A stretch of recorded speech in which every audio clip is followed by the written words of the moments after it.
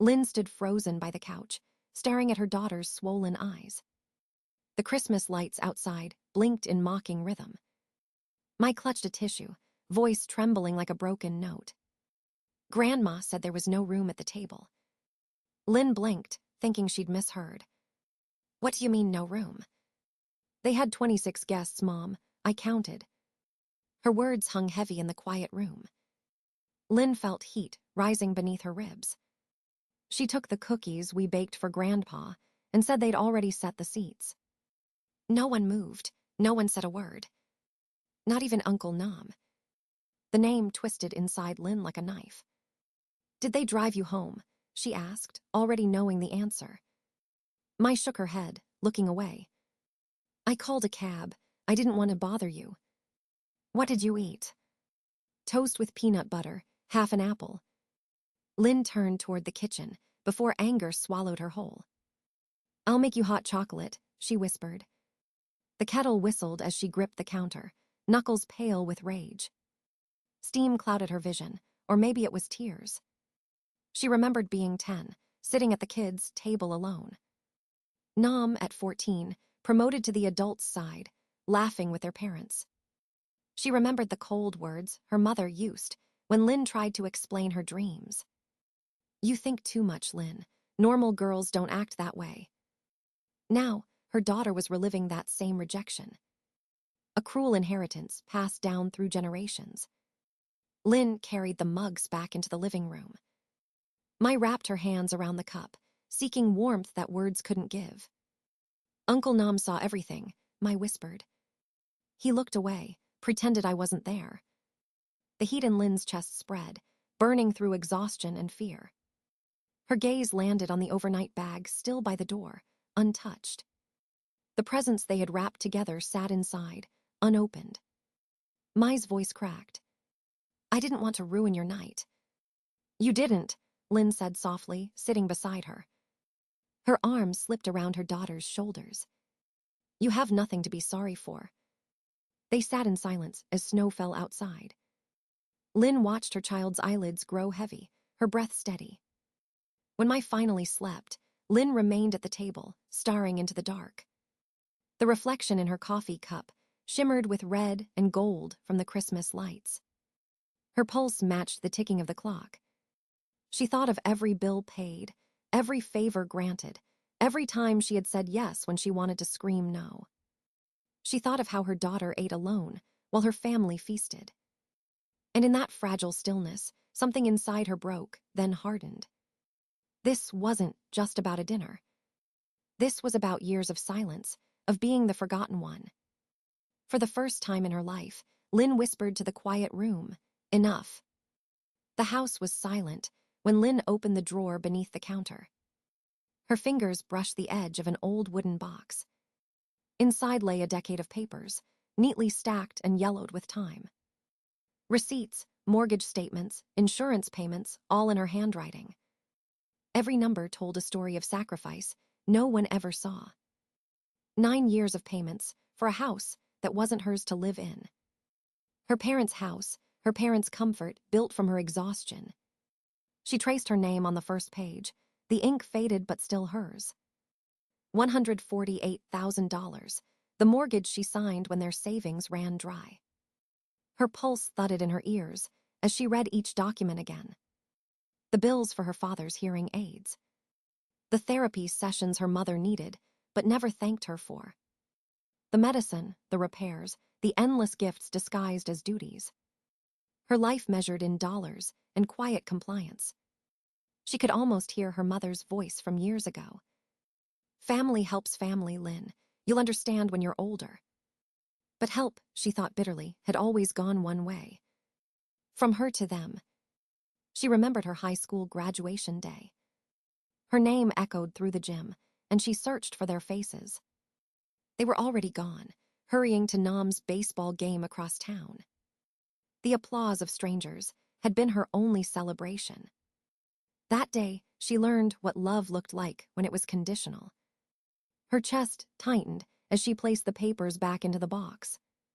Something sharp unfolded inside her, part grief, part clarity. She sat at the table, the glow from the streetlights catching her reflection. The same tired eyes her mother used to call too serious. Her phone buzzed on the table.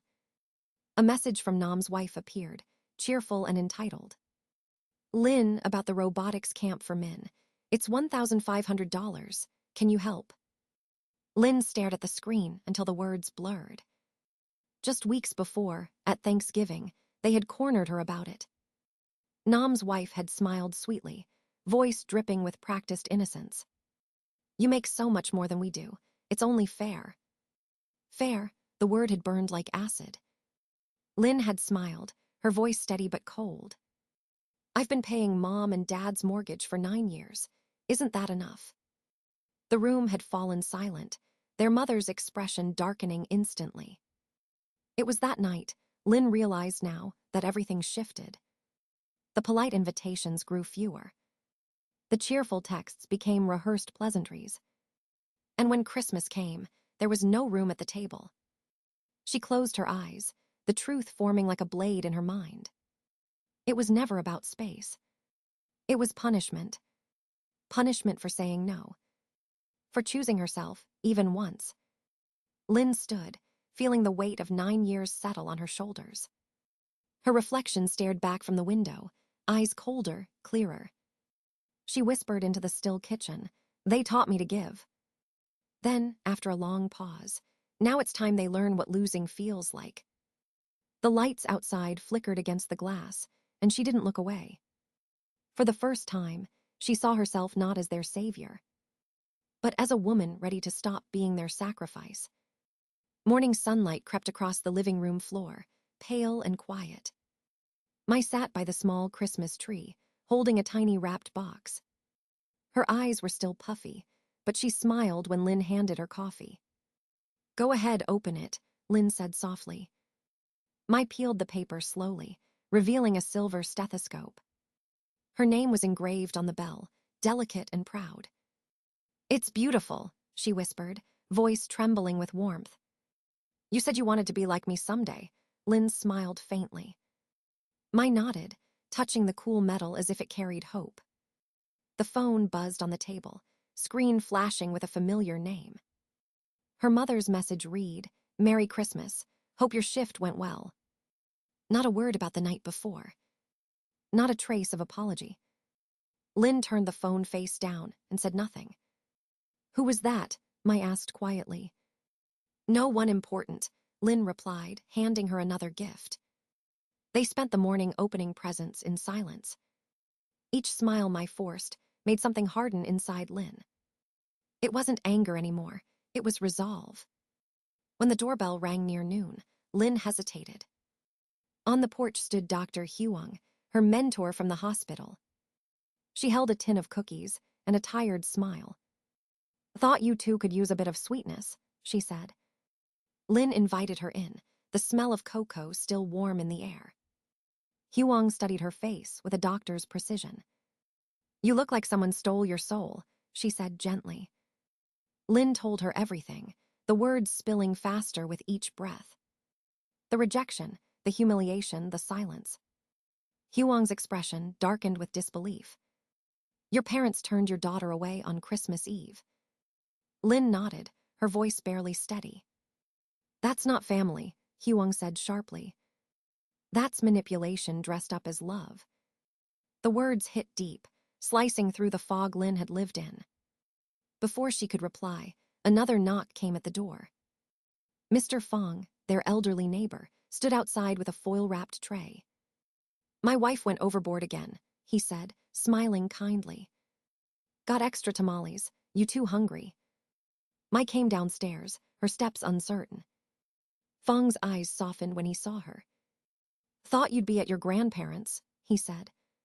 Mai's smile faltered. "Change of plans." Fong seemed to understand, without needing details. He handed the food to Lynn and patted Mai's shoulder. "Well, their loss. I've got my telescope out tonight if you want to see Venus." Mai's face lit up, a spark returning to her eyes. "I'd love to," she said. After he left, Lynn stood watching her daughter unwrap the tamales. For the first time in months, laughter filled their kitchen. An impulse rose inside her, sudden but certain. "Let's go to the hospital," she said. My blinked. "Are you on call?" "No, but the children's ward always throws a little party." That evening, the hospital glowed with decorations and soft music. Mai handed out cookies, laughing with nurses who'd known her for years.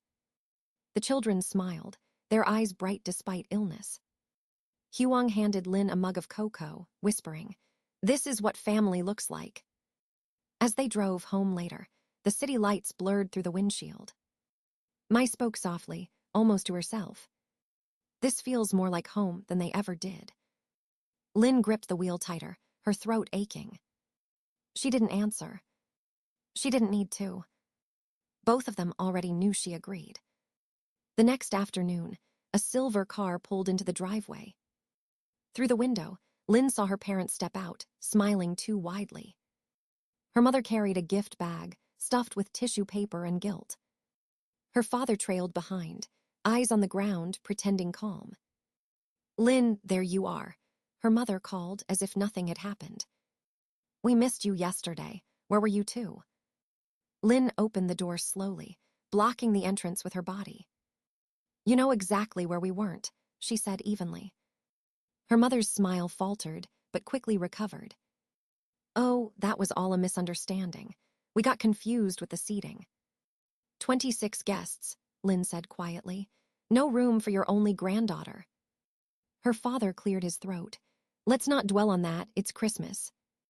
Her phone rang on the table. Nam's name flashed across the screen. She answered, voice sharp.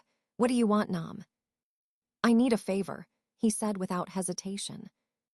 "We found a vacation house up north. Need 15 grand for the down payment." Lin laughed, a sound colder than ice. "You're calling me for money, the day after you watched my daughter cry." He hesitated. "That was Mom's call, not mine." "And you said nothing," Lin replied. "Look, this isn't about that," he continued, irritation creeping in. "It's about family." "That's exactly what it's about," she said and hung up. Her hands trembled, not with anger but clarity. Her parents were still in the living room, pretending comfort. Her mother arranged the magazines on the table, avoiding her eyes. Lin walked past them to her office, the truth pounding in her chest. She opened the filing cabinet, searching until she found the folder. Inside, the house deed gleamed under the soft light. Her name alone filled the ownership line, bold and final. The house her parents lived in, the one she had paid for. Every month, every tax, every repair. It was hers. And suddenly, she saw what had always been invisible. They never loved her. They used her. For money. For status. For convenience. She stepped back into the living room, the folder in her hands. Her mother looked up, sensing the change in the air. "Lin, what are you doing?" "Taking back what's mine," Lin said simply. She laid the papers on the table, tapping the seal with one finger.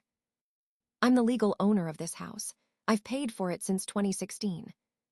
Her mother blinked, disbelief flickering into panic. "Don't be ridiculous, you wouldn't." "I would," Lin said, "and I will." Her father's voice broke through the tension. "You can't just throw us out." "It's not throwing you out," Lin said quietly. "It's ending a mistake I made 9 years ago."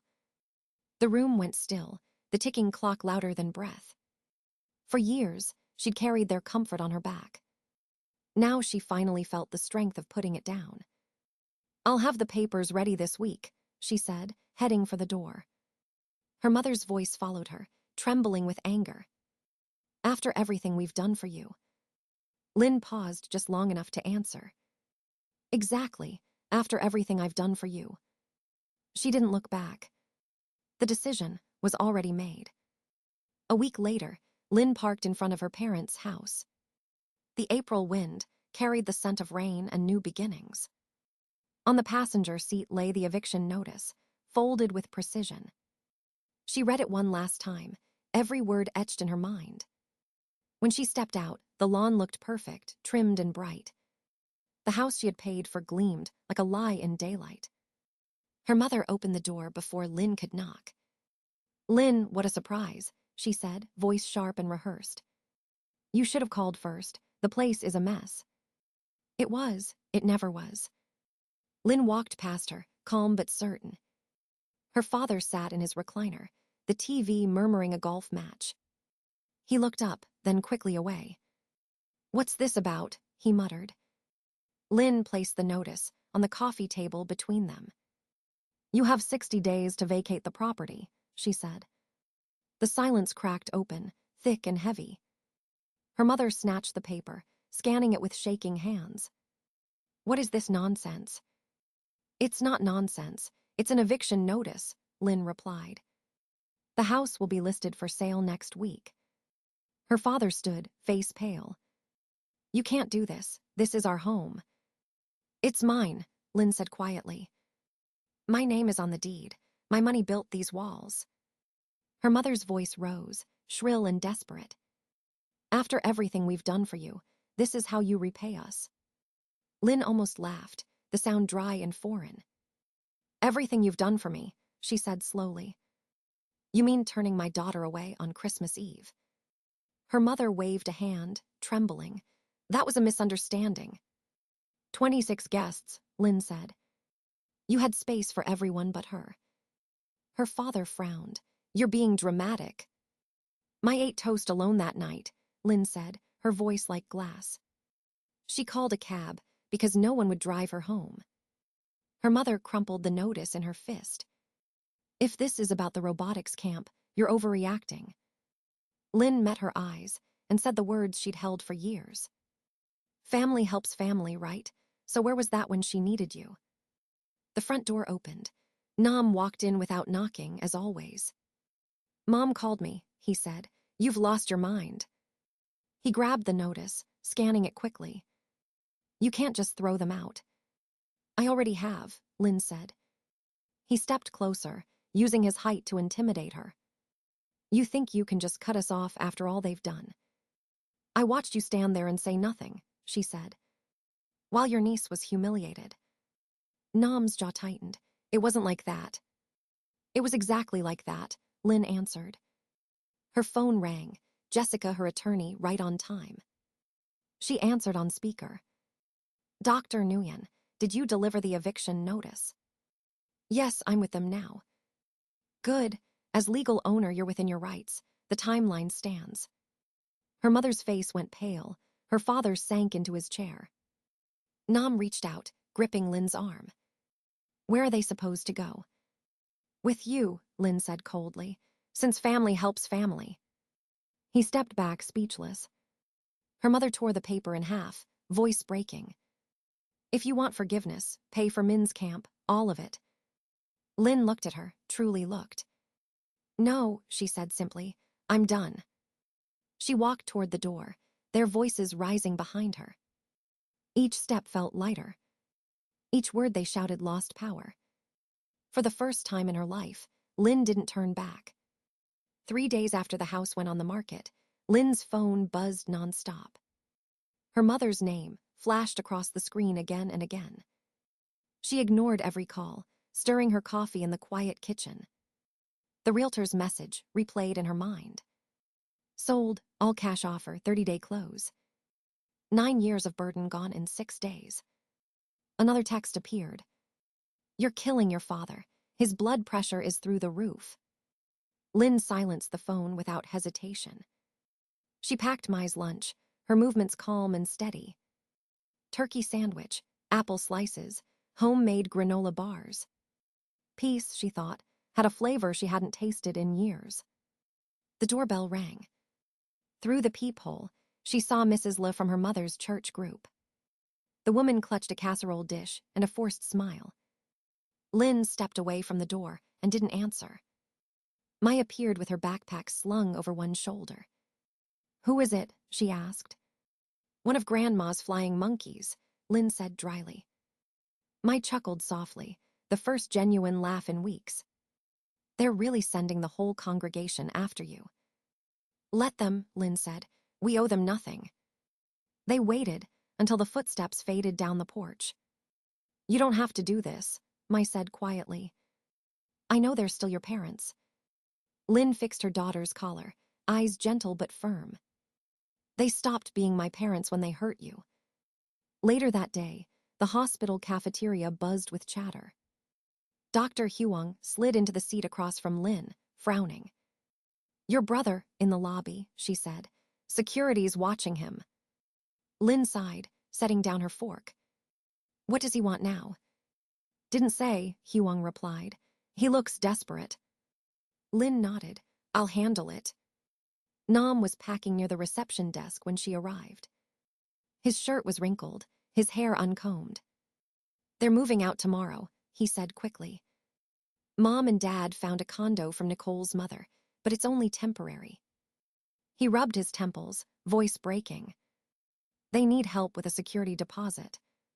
Lynn's answer was immediate. No.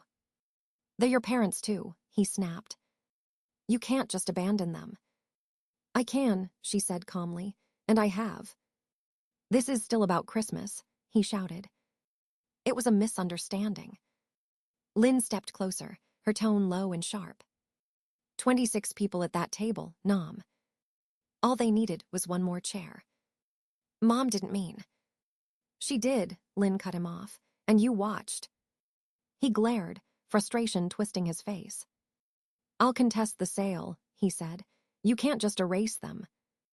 My lawyer welcomes it, Lynn replied. She's ready for everything. His confidence cracked, panic flickering in his eyes. You've always thought you were better than us, he hissed. Lynn glanced at her watch. I have surgery in 20 minutes. This isn't over, he shouted as she turned away. It is, she said without looking back. The next morning, Mai sat at the kitchen table, scrolling her phone.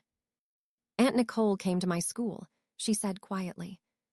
She wanted to check if I was okay. Lynn's jaw tightened. She has no right, I'll call the principal.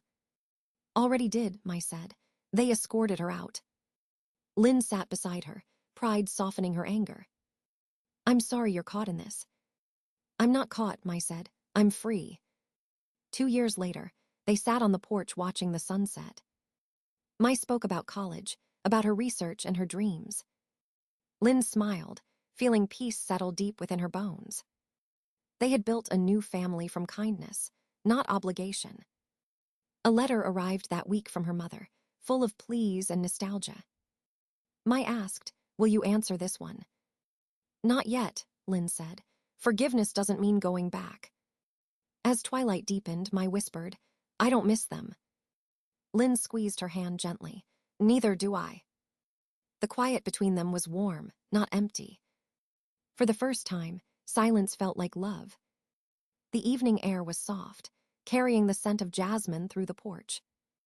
Mai leaned against her mother's shoulder, silent but content. The last traces of sunset faded into a wash of indigo and gold. Lynn watched the horizon, feeling time slow for the first time in years. No calls, no guilt, no noise from the past demanding to be heard. Just peace, pure and steady, like a heartbeat that finally found rhythm. Mai spoke softly, her voice almost a whisper. Do you ever think they'll change? Lynn smiled faintly, eyes still on the sky. Maybe, but that's not our story anymore. The words settled between them, light as falling dust. They had walked through storms and come out whole. Every scar had turned into something solid, something strong. The porch light flickered on, bathing them in a gentle glow. Mai reached for Lynn's hand, their fingers intertwining easily. The silence between them felt full, not empty. Lynn exhaled, slow and deep, as if letting go of the last ghost. They didn't need forgiveness to move forward. They already had everything that mattered. And in that quiet, they finally understood this was home.